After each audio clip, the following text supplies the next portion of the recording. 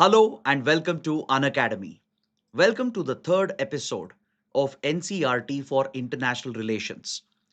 In the last two classes, we have spoken about the Cold War period, the disintegration of Soviet Union, and the consequences of the collapse of the USSR. We even covered how India navigated the post-Cold War era. So today, we will go back a little in time. We will go back to 1947. We will look at how India emerged as a key player in global geopolitics, primarily under the guidance of India's first Prime Minister, Jawaharlal Nehru. I'm sure many of you must be aware that Jawaharlal Nehru remains a very controversial figure. Many praise him as a visionary, as a far sighted leader, someone who laid the foundation of India's foreign policy. But there are critics who point out that Nehru was directly responsible for some of the biggest blunders in Indian foreign policy. But usually the truth lies somewhere in the middle. And that is exactly what we will try to examine in today's session and as well as in the few coming classes. So we will talk about Prime Minister Nehru's foreign policy. What were the guiding principles? What were the foundational ideas that drove India's foreign policy interests back in 1940s and 50s? How did this shape India's foreign policy over the decades? That is something we'll try to break down in this important session.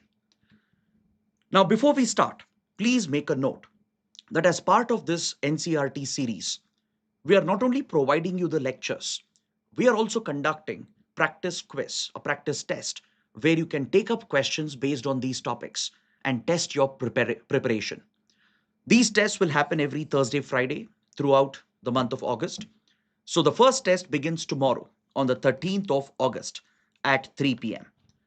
This quiz will be conducted on the Unacademy app. And if you go to my profile on the app, you can see all these free classes that are already scheduled. So how do you access these links? Just scan the QR code on your screen. You will be taken to a web page where all those class links are provided. For all the special class quiz, you will get access from here. And apart from this, we'll also be conducting a mega quiz at the end of this course. Because see, when we conceptualized the NCERT course, we just didn't want this to be a limited program where we provide you some content and then leave those classes. We wanted to ensure there is adequate practice provided. That's why the weekly practice sessions with a final mega quiz on 31st August from 6 to 7 p.m. Again on the Unacademy app. A mega quiz on these topics will be conducted. A perfect opportunity for you to prepare for the next prelims, to practice MCQs and test your level of understanding of these key topics.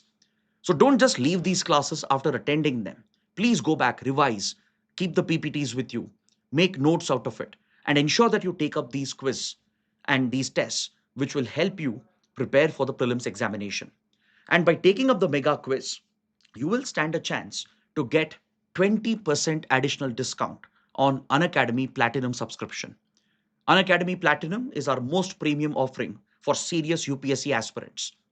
Unlike regular online classes, in Platinum, we have a mandatory camera on policy for the students so that the educator and the students can have a two-way interaction and the educator can hold the students accountable in the class.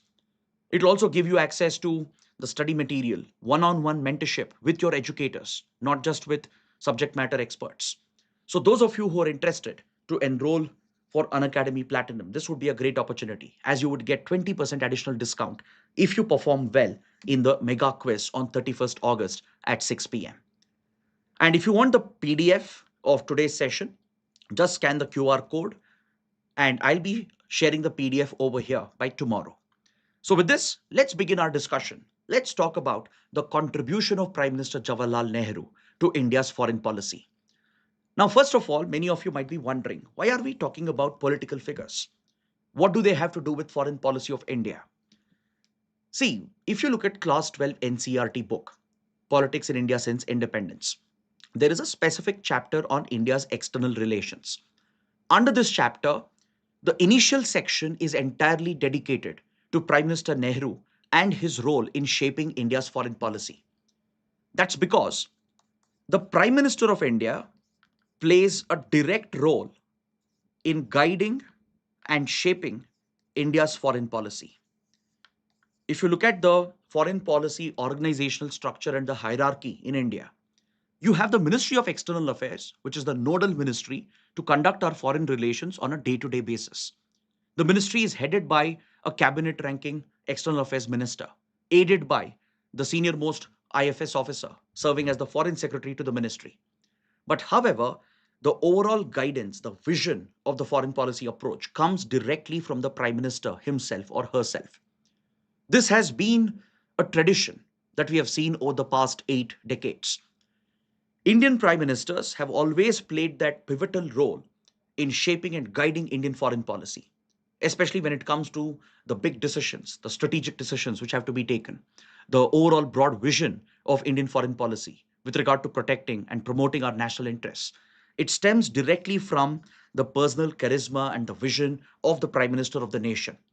That is why the role of Prime Minister Nehru becomes important, not as a political leader, but as the first Prime Minister of India. Because post 1947, India faced a very difficult world order. Even internally, we faced multiple problems and challenges. So, navigating India amidst all these challenges was a very difficult task for any government and for any leader.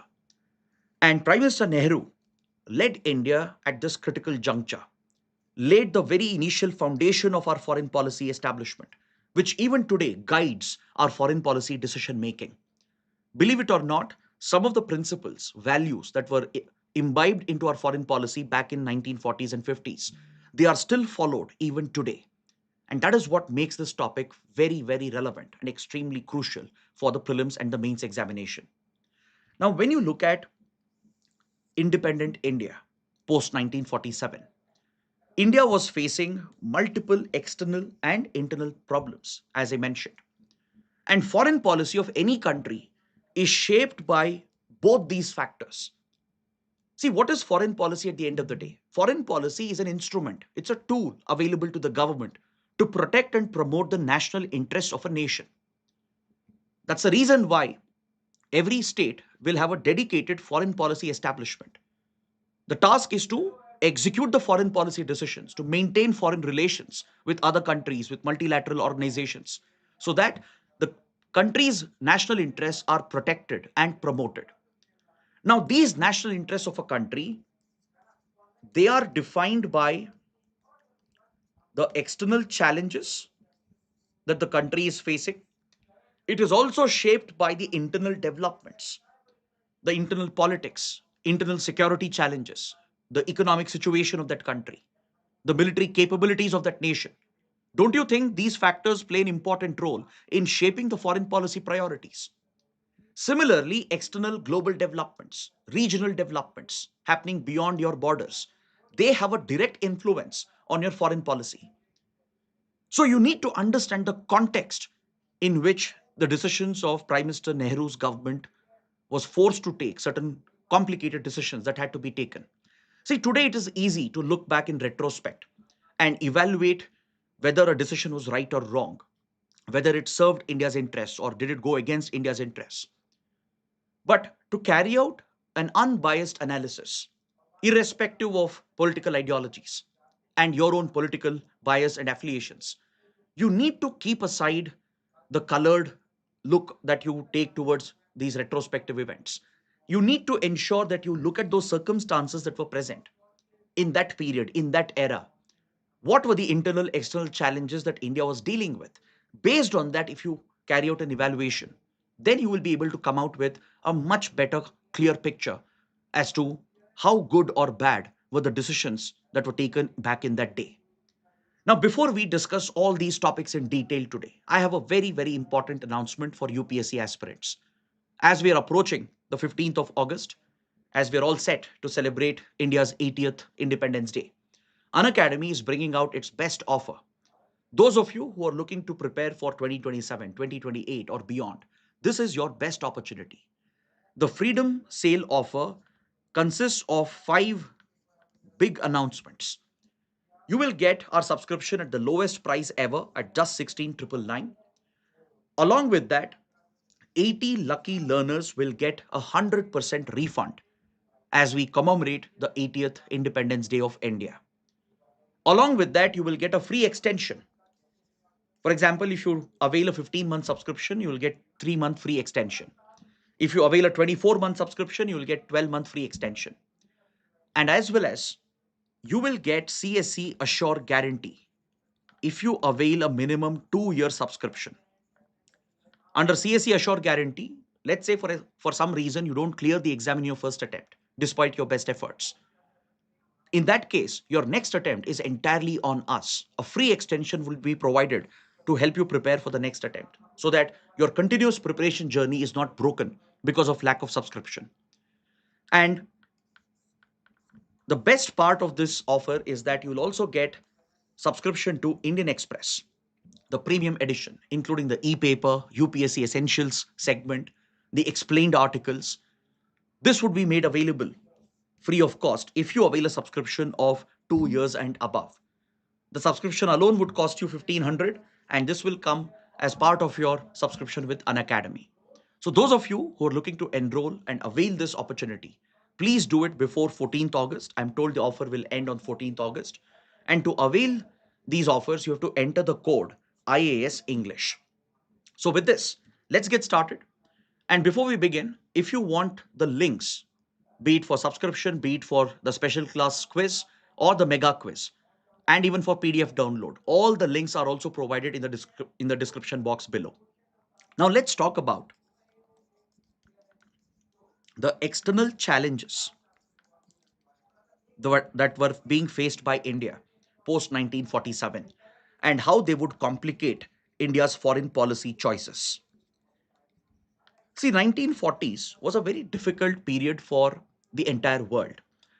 The world wars had just ended, right? In the post-war era, the global focus and attention was on strengthening democracy and administration and governance across the world in order to prioritize reconstruction and welfare efforts.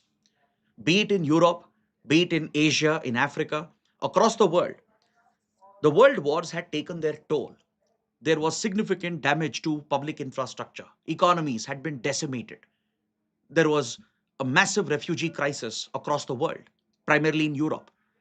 So most countries were shifting towards the welfare state model from a police state model.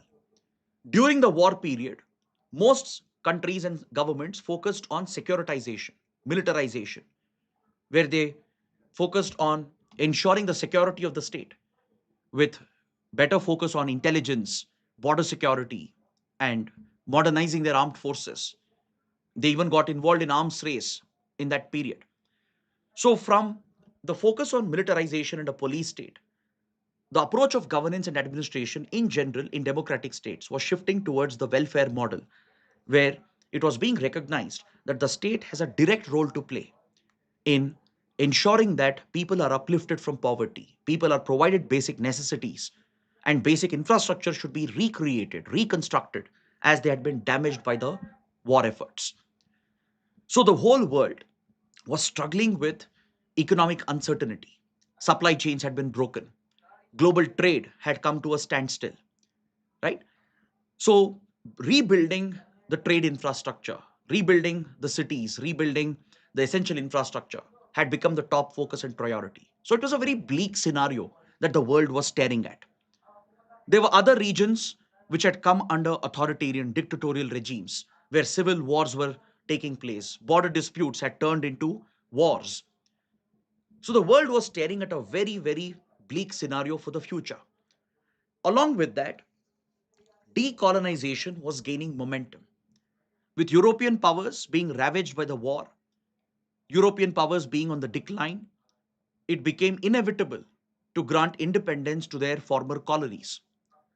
Just like India gained independence in 1947. Across the world, European colonies from Asia to Latin America to Africa, one by one, they started gaining independence, led by their national movements, their freedom struggle.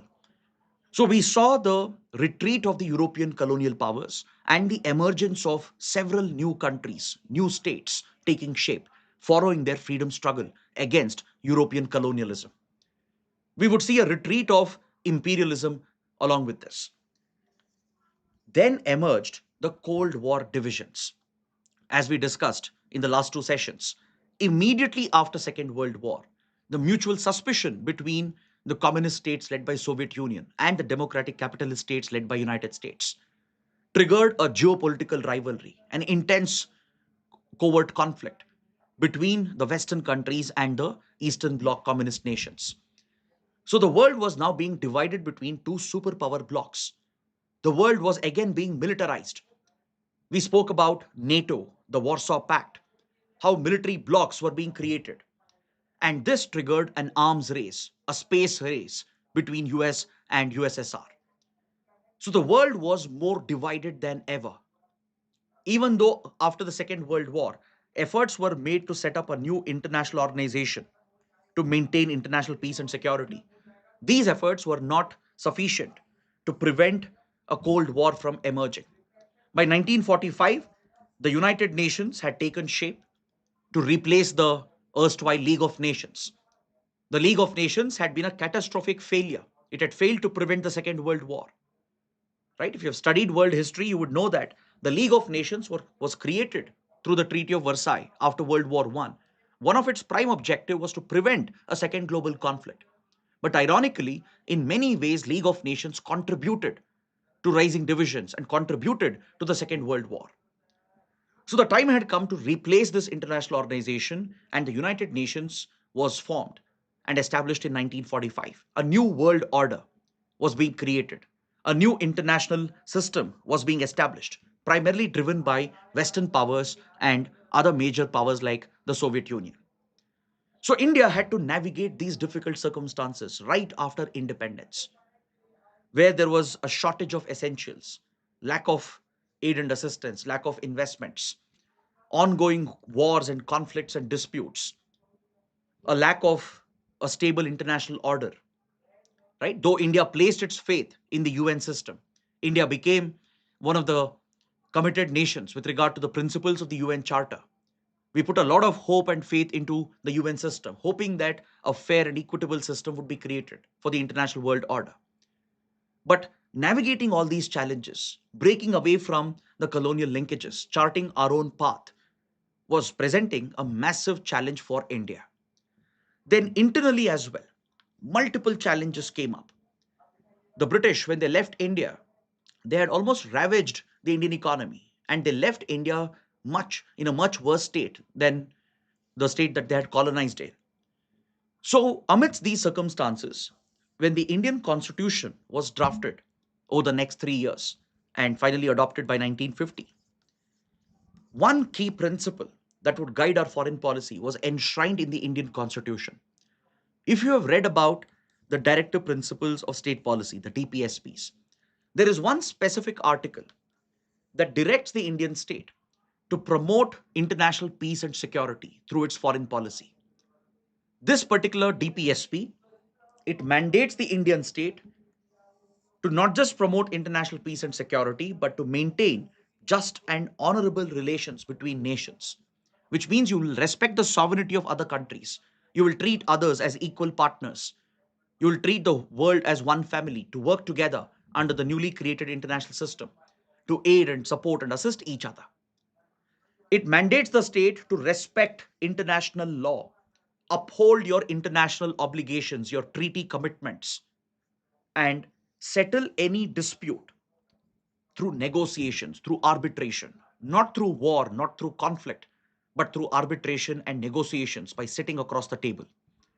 Now, can you guys find out which DPSP am I talking about?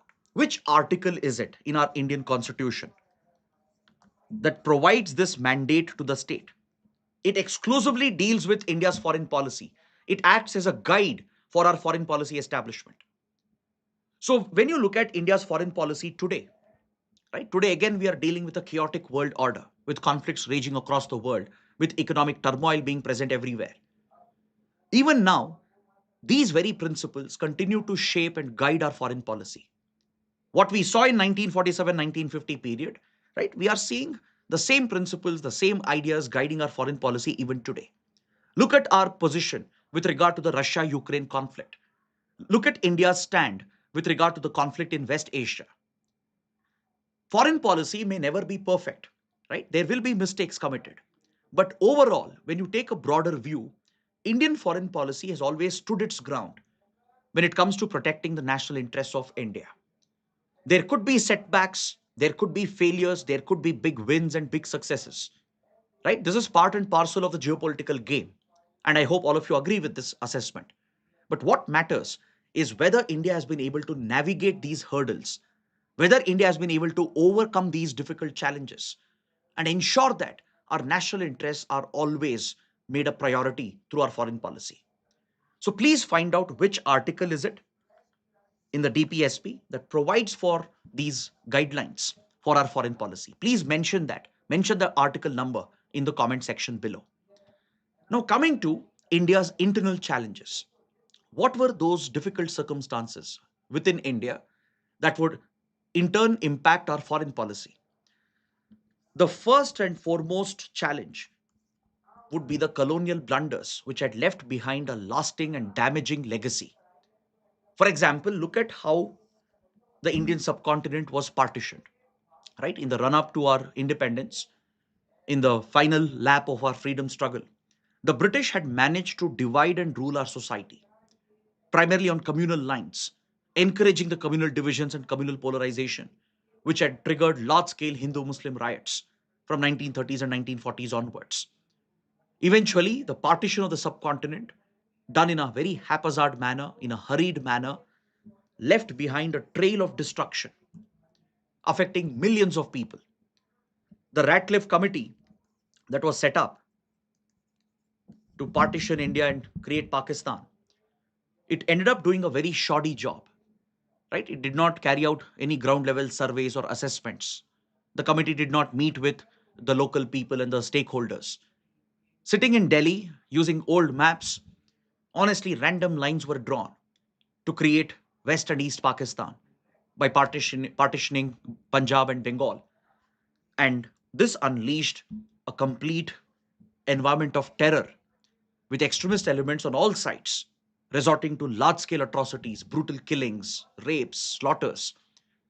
The horrors of partition, it damaged the very soul, the very fabric of our nation. It had a societal impact, which continues to affect us even today. Then, upon that, look at the economic situation of India, what the British left India with.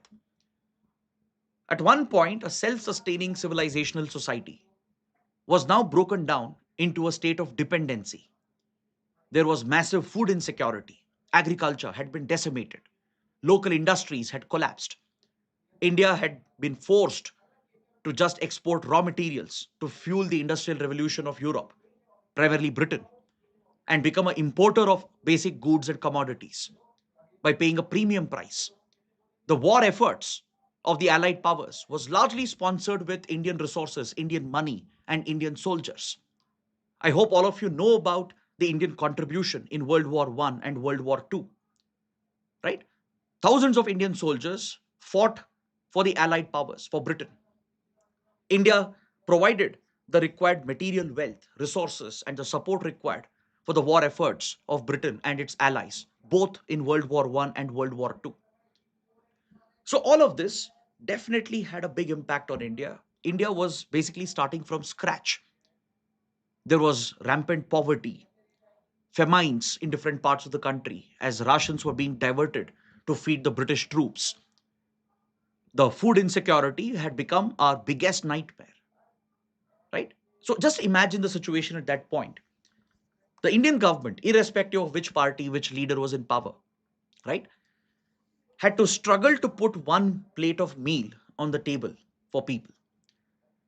India was leading a ship to mouth existence, depending on food imports, right? There were no large scale industries, no technological base, and the civilizational scientific base of India had also been destroyed systematically by the British. So there was no starting point for India. Everything had to be started from scratch, from large industries to research centers to production, manufacturing, agriculture. Everything had to start from the scratch. Then we had internal political and security challenges, all of them occurring simultaneously, one by one after the other. Several princely states not willing to join the Indian Union. Some princely states trying to use the provisions of the Indian Independence Act to opt for independence. Take, for example, Junagadh, right, or Hyderabad, how they were willing to join Pakistan, though they had no geographical contiguity with Pakistan. So, ensuring that a strong Indian Union, a contiguous, strong Indian Union was created, was a formidable challenge in front of the then Indian government. There were many other princely rulers who had similar intentions or they wanted independence for their own. Maharaja Hari Singh in Jammu and Kashmir initially wanted to be independent.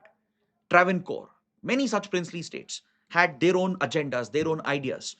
So, creating a strong Indian Union had become a political necessity, a critical requirement to build a strong state.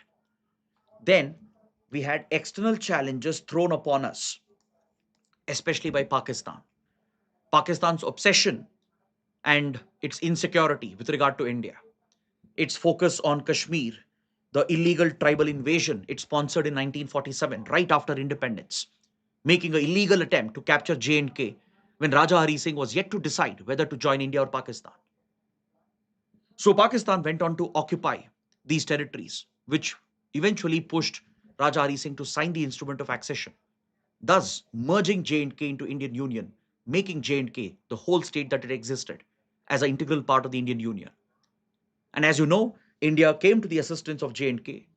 India fought a war against Pakistan, managed to retake some of the occupied areas. And then the matter was taken to the United Nations, calling for a ceasefire. This is where Prime Minister Nehru faces a lot of criticism that India internationalized the Kashmir issue, that Prime Minister Nehru should not have taken the Kashmir issue to United Nations.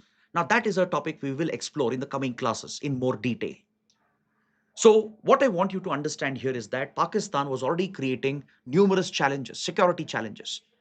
Even in Junagadh and Hyderabad, Pakistan was involved to nudge the Nawab and the Nizam to try and push these princely states towards joining Pakistan. So, don't think Kashmir was the only challenge. From Hyderabad to Junagadh to other princely states, many challenges existed internally. In the northeast of India, the Naga insurgency had already broken out, India's first insurgency post independence. There were many other regions in the northeast sector, mainly dominated by indigenous tribal communities, which were looking to stay away from India, which wanted independence. From Manipur to the Naga heartland to even parts of the Mizo district, which was then part of Assam. Many of these regions in the northeast, they didn't want to join India, and many of them felt it was a forced merger with India. So one by one, insurgencies started breaking out. From Naga insurgency to later insurgency in Manipur, insurgency in Mizoram by 1960s. So look at the incredible security challenges that India was dealing with at that point. So these 10, 15 years, let's say from 1947 till mid 1960s, when Prime Minister Nehru was in office, he held the portfolio of the Foreign Minister of India as well. Right? Apart from being the Prime Minister, he held the portfolio of the Foreign Minister as well. That's the reason why I want you to understand the role and the contribution of Prime Minister Nehru. As I said, any leader would have their share of wins, their share of successes, their share of failures and setbacks and mistakes as well. They are human after all, right? And that's again a key lesson that you need not glorify any political leader. You need to look at this objectively, right? You need to assess things as they were. But to do that, you can't do that in hindsight. You have to go back to that era, look at the circumstances that existed, and then decide whether the decision was right or wrong. Now, when you look at the biggest contribution of Prime Minister Nehru to Indian foreign policy, it has to be the principle of strategic autonomy. I'm sure many of you must have heard of this term, right? Though this exact term was not used back then, it was popularized much later. Prime Minister Nehru was very clear from the very beginning that India should maintain autonomous decision making in foreign policy. Prime Minister Nehru stood for complete autonomy with regard to our foreign policy decisions. Here, I would like to take you back to a debate in the Constituent Assembly in 1949 when Prime Minister Nehru was addressing the Constituent Assembly. There, he made a very, very profound remark, a profound statement, which resonates even today, which has relevance even today. Prime Minister Nehru pointed out that the independence that we have won from the British is useless if we are not independent in our foreign policy decision making. According to Prime Minister Nehru, independence is about retaining your autonomy in foreign policy because everything else is just local autonomy, right?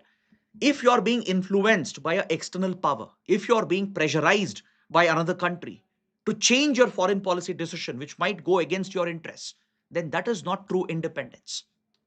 That is not the actual derivation of independence. So, Prime Minister Nehru made it very clear to the Constituent Assembly that if we have to remain independent, if we have to retain our sovereignty in every aspect, then we need to retain our sovereignty in our foreign policy making. Because everything else, your economic sovereignty, your legislative sovereignty, administrative sovereignty, they are all local autonomy. If you are simply a puppet of another foreign power, then what use is independence, right? There are many examples. Look at all the client states of United States. Look at the client states of Soviet Union, right? They never had that sovereignty and independence to make their own choices. We studied about the Soviet Union in the last two classes. When you look at the Soviet republics and the then communist states, they were blindly aligned with Soviet Union on ideological lines. They had essentially compromised their independence and sovereignty. They were simply listening to the diktats coming from Kremlin. They were mere puppets of the Soviet Union. That's what happened with US and some of its client states. Be it Iran, be it Pakistan as well. Pakistan had absolutely no hesitation to join the Western Bloc during the Cold War, while India stood firmly and took a non-aligned stance, neither aligning with US bloc nor the Soviet bloc. Pakistan had absolutely no hesitation to opt for the Western bloc. It even joined a military alliance led by Britain. It got closer to United States and worked with the Western bloc to counter the Soviet Communist bloc. That is not true independence. When you're dependent on another foreign power, when you're being pressurized by them, when you're being controlled by them, that is not independence. That is a compromise of your sovereignty. And that is what Prime Minister Nehru told the Constituent Assembly. That if we have to remain independent, if we have to protect this cherished independence that we have won, then we need to be independent in our foreign policy. That's what matters. Everything else is just local autonomy. If we take a stand on our own, protect our interests, irrespective of what the world is telling us, irrespective of the pressure that we are facing, then we will truly maintain our independence and sovereignty. And that is the meaning of principle of strategic autonomy.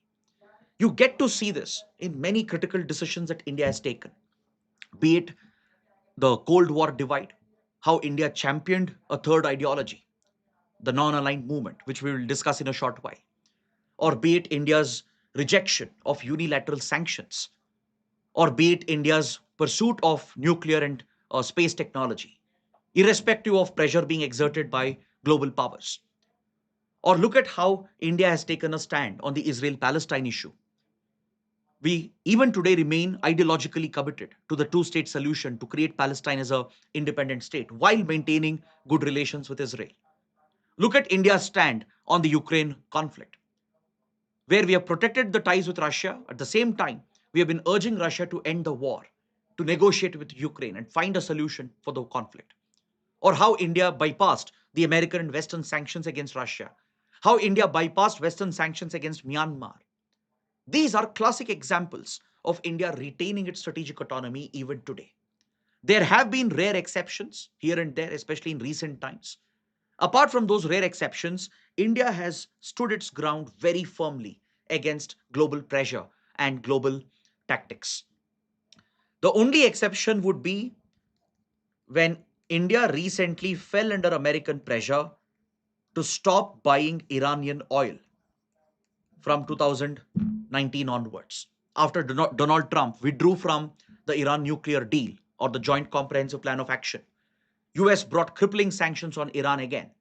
And the Trump administration in the first presidency pressurized most countries, including India, to completely zero out oil imports from Iran. We even followed the sanctions on Venezuela from 2019 onwards.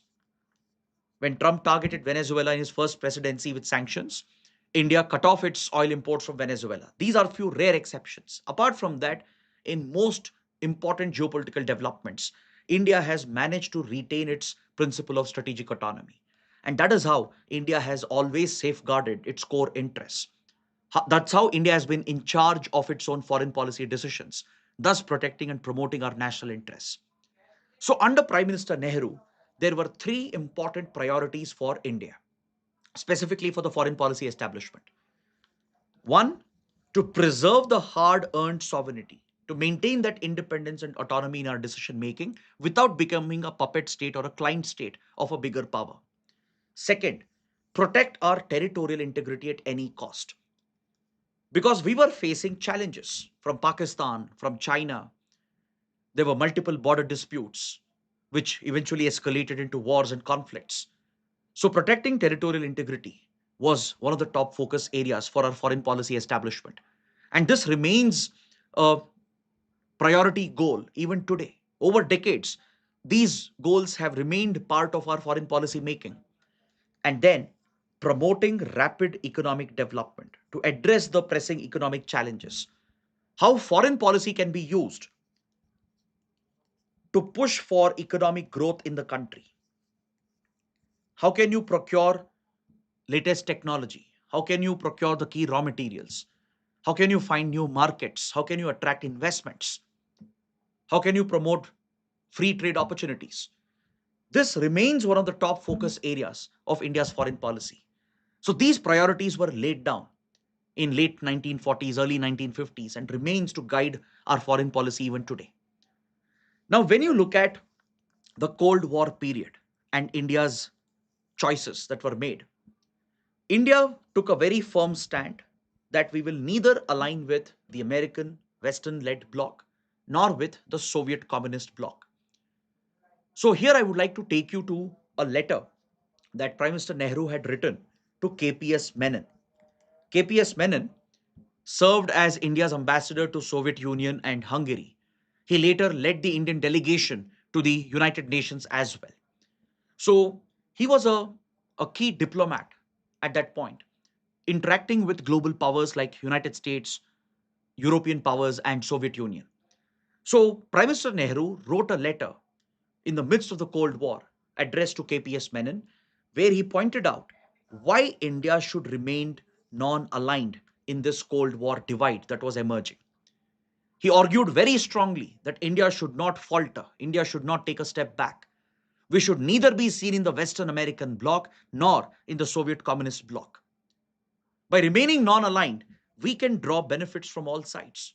We can actually positively contribute to the world order and end the divisions and the rivalries, prevent future wars and conflicts, and bring greater peace and stability to the world order. It was not just about India's self interest, it was a moral vision, it was an idealistic commitment that India was taking up. So there's a very interesting story behind the non-aligned principle, which I'll address in a short while. But before that, I want you to present a case study for you. A case study regarding the alleged ambivalence of Prime Minister Nehru. Was Prime Minister Nehru really committed to the goals of non-alignment? Did Prime Minister Nehru ever go back on his commitment with regard to the non-aligned ideology? That is something we'll put to test. This test came up in 1950s. In 1956, I'm sure you must have heard of the Suez Crisis. Egypt, under the legendary Gamal Abdel Nasser, had declared the nationalization of the Suez Canal, the vital maritime link, creating a shorter route between Europe and Indian Ocean, something which had revolutionized British and European economy, controlled by the colonial corporate giants at that point.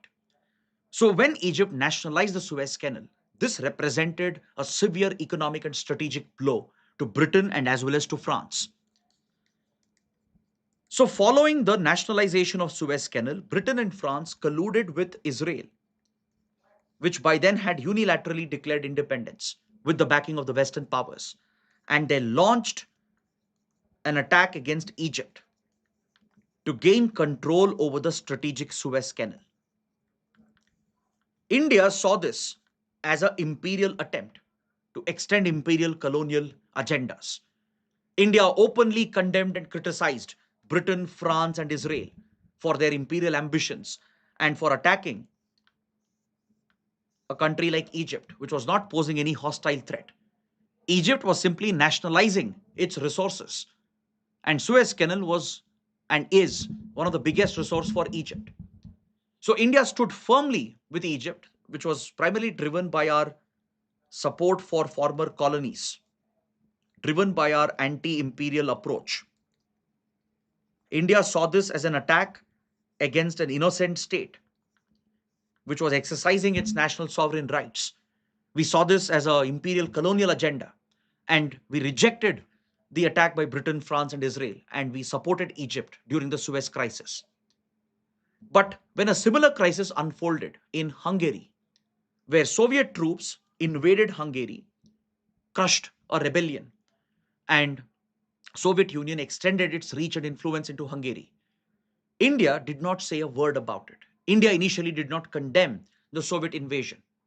While we were very proactive to condemn the Western military aggression, we did not show the same urgency, we did not show the same clarity to reject and condemn the Soviet military aggression.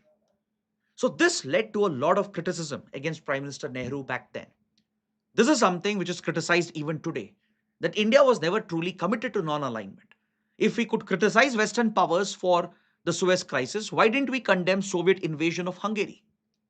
In fact, the then popular leader, Jayaprakash Narayan, wrote a letter to Prime Minister Nehru calling out his ambivalence, questioning his commitment to the goal of non alignment. Because many leaders of the Jan Sangh, they were in favor of India building closer ties with United States. They were questioning India's alignment with the communist bloc. So this question came up as to why the Prime Minister was taking this ambivalent stand. Was it a compromise on our principle of non-alignment? Now, when you look at the broader circumstances that were present, you will find your answers as to why India took this position. See, first and foremost, we could sympathize with Egypt more easily for two reasons. The reason why India very quickly reacted in the case of Egypt and gave complete support to Egypt and criticized the West was because, one, this was about a shared sentiment. It was an emotional issue for India. We had suffered from the horrors of colonialism and imperialism for centuries. We had supported decolonization efforts across the world. From Africa to Asia, India was actively supporting decolonization efforts. We were supporting the freedom struggle and national movements going on across the world. So it was natural for India to stand with a fellow country which had suffered from the horrors of colonialism for centuries, just like India. Both were great civilizations destroyed by European colonialism and imperialism. So this was a blatant military aggression. So it was easy for us to take a stand. It was very easy for India to stand with Egypt and condemn the Western military aggression. The second important point, the news, the information about the Suez crisis was immediately available. Because see, this was the era before your live TV news channels, before internet, where information would come at a snail's pace. It was very hard to obtain authentic, accurate information, without which the right decisions cannot be made. In the case of Suez crisis, there was sufficient accurate coverage from Indian sources, from global sources. It was very clear to the entire world what happened at Suez Canal, right? It was very clear as to who was at fault. Egypt was not at fault. Britain, France, and Israel were clearly at fault. Even the US intervened and put pressure on Britain, France, and Israel to back off from this attack against Egypt. So there was no ambiguity for India, no confusion for India. We had a clear, transparent picture as to what was happening in Suez Canal. Egypt was right in nationalizing its national resource. Britain, France, and Israel were wrong in attacking Egypt, trying to take control of Suez Canal. It was a pure neo-imperial, neo-colonial agenda. That is what led India to make a quick decision and condemn the Western action, right, led by European powers against Egypt. But in the case of Hungary, there were two complications. What were the two complications? One, There was an internal political crisis where few were pro-communist, pro-Soviet Union, and few were looking to maintain Hungary's sovereignty and independence. Internal unrest had led USSR to intervene and invade Hungary. Yes, Soviet Union had used military aggression against Hungary. But given the fact that there was an element of internal political chaos, a divide within Hungary society, India had to verify the facts. India had to verify the information first. In the context of Central Eastern Europe, I told you yesterday that as soon as the Cold War began, Soviet Union and communist states, they isolated themselves. They cut off themselves from the rest of the world.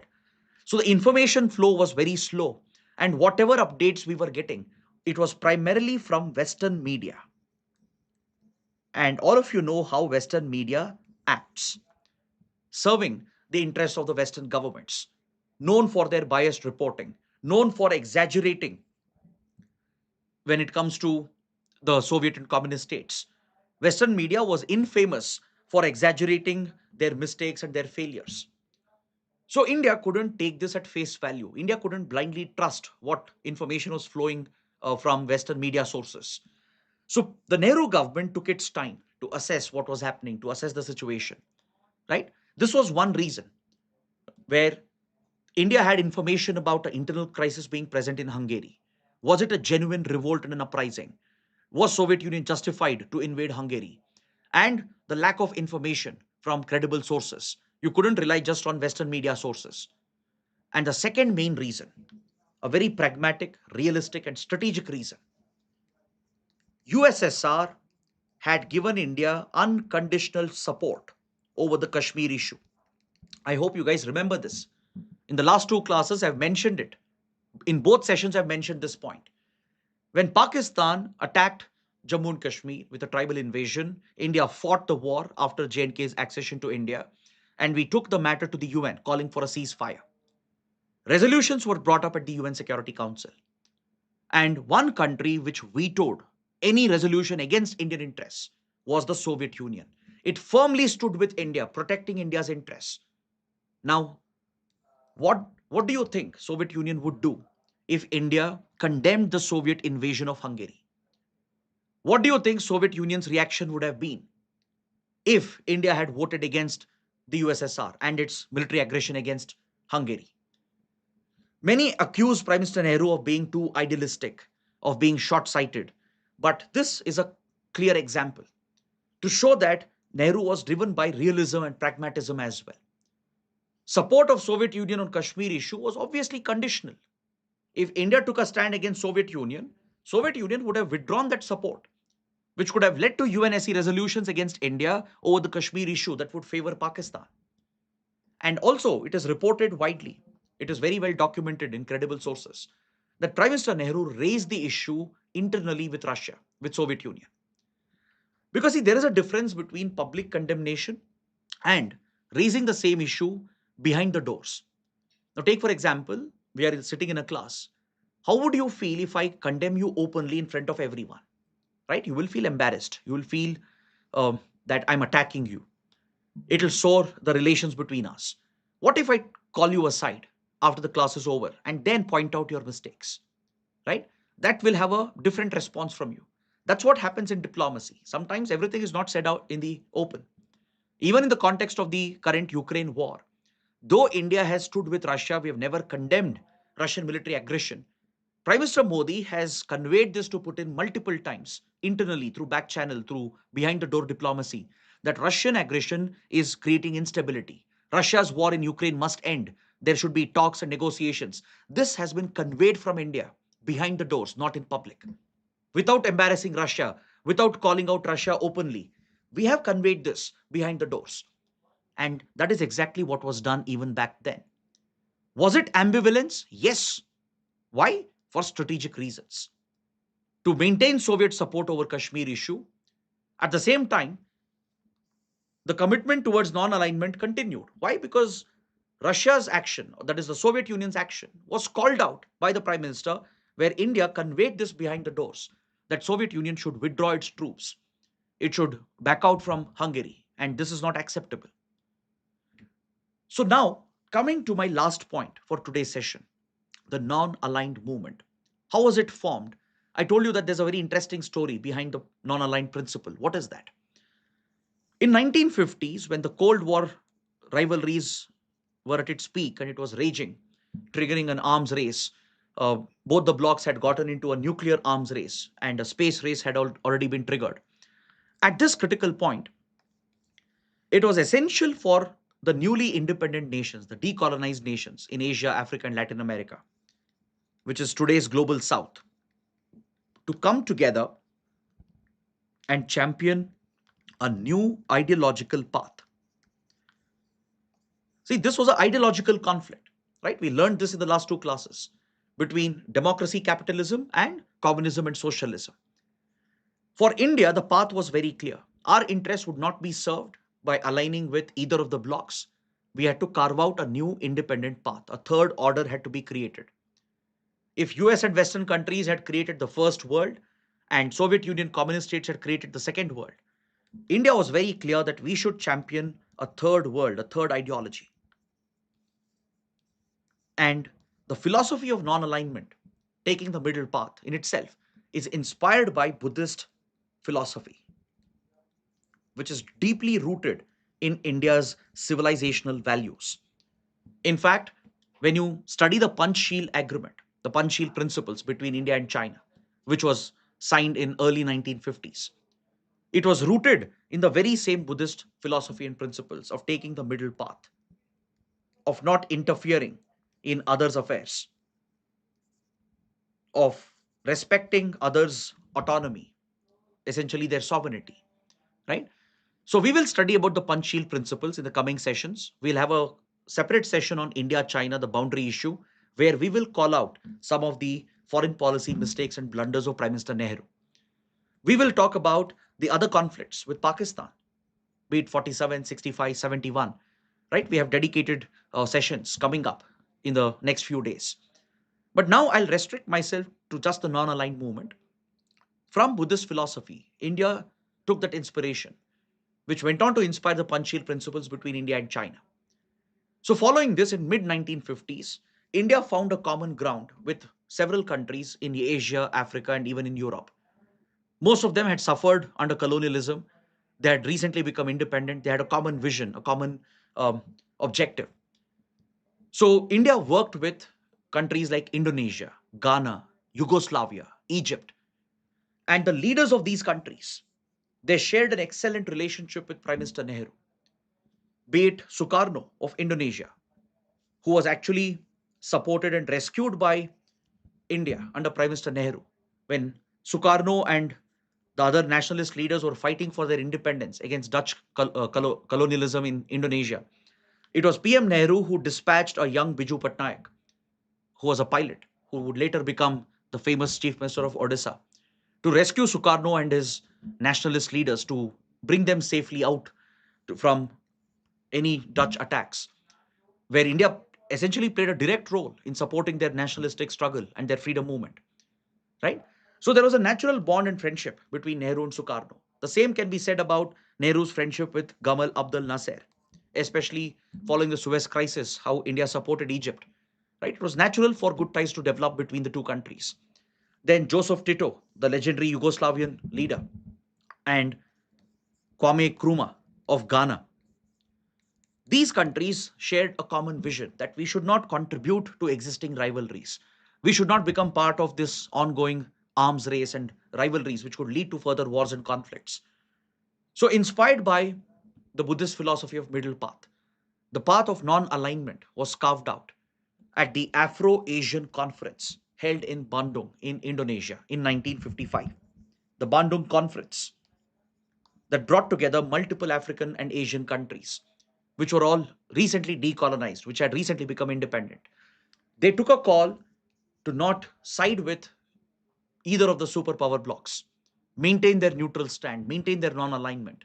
And this gave birth to the non aligned movement in 1961, when the first NAM summit was held in Belgrade. Thus, India became a founding member of the NAM, charting a new path, creating a new ideology, a third world order, when the world was then divided between the two worlds. This in many ways contributed to peace and stability. It avoided further confrontations, it avoided further escalations. The non aligned nations, they worked together at least for a few more years to bring some sense of balance and stability in a world divided between these two superpower power blocks. So today, non alignment has lost its relevance. In fact, by 1971, India itself abandoned non alignment. We were forced to side with the Soviet Union. Right? I mentioned in the previous sessions how US threatened India during the liberation of Bangladesh war, aligned with Pakistan, deployed its navy in Bay of Bengal to threaten India. So India was pushed to give up non alignment and signed the Treaty of Peace and Friendship with the Soviet Union. But over the decades, India has maintained a mixed position on the NAM movement. We continued participating in NAM summits, even in 80s, 90s, and early 2000s. But in the last 2 decades, starting with the Vajpayee era, then under Manmohan Singh, and now under Prime Minister Modi, India has sidelined the non aligned movement because the ideology lost its relevance with the end of the Cold War. This ideology was born in order to counter the Cold War rivalry. It was born in the midst of the Cold War. So once USSR collapsed, once the bipolar world ended in 1991, NAM automatically lost its relevance. Though it can bring together global south countries, they can focus on developmental issues, etc. According to India, NAM doesn't serve the interests of today's India. That's why India has slightly moved away from it. For example, you don't see high level participation from India when the NAM summit takes place, right? Be it Prime Minister Manmohan Singh or Prime Minister Modi, they have stopped attending the NAM summit at the summit level. Usually, junior ministers are sent instead. The Prime Minister will not participate. So there is a clear sidelining of NAM as it has lost its relevance in today's world. But however, India has essentially evolved from non alignment towards multi alignment. In a way, it's the same ideology, but slightly in a different form. Back then, it was a very strict no to engage with either sides and only build friendly ties with both the power blocks and get some aid and assistance from both sides. But today, multi alignment can be seen as an upgraded version of non alignment. It's an evolved version, a more refined version, a more pragmatic version of non alignment. Today, India will align with any country that can serve India's interests. We can work with Ukraine, we can work with Russia as well. We can work with United States as well. We can work with Israel, we'll work with Iran, we'll work with Saudi Arabia as well.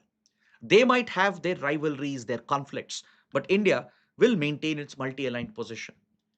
Yes, it will create some hurdles, it will create some challenges. We might even fall short sometimes. But this is the policy that helps India navigate a difficult world order, right? So, this is where one should be grateful for the contribution of Prime Minister Nehru, who laid the foundation of an autonomous foreign policy, an independent foreign policy. Nehru, as I said, had his failures, had his setbacks. We will cover that. We will look at that in an unbiased manner. But it's equally important to acknowledge the contribution of Prime Minister Nehru, who laid the very foundation of India's foreign policy. So, on this note, I bring today's session to an end. I hope it was another interesting and useful class. If you guys really benefited, please let me know because that is what will motivate us to do more and bring out more such sessions for you. So, if this somehow helped improve your understanding of the world, if it somehow made international relations slightly easier, do let me know through your comments and likes. And don't forget to share this video with other aspirants. That is it. Thanks for watching. I'll see you tomorrow. And don't forget, tomorrow at 3 p.m. on the Unacademy app, we will first have a quiz on these topics that we have discussed. And again, join me at 7 p.m. on our YouTube channel for the fourth session under this NCERT series. That is it. Thanks for watching. Have a good night.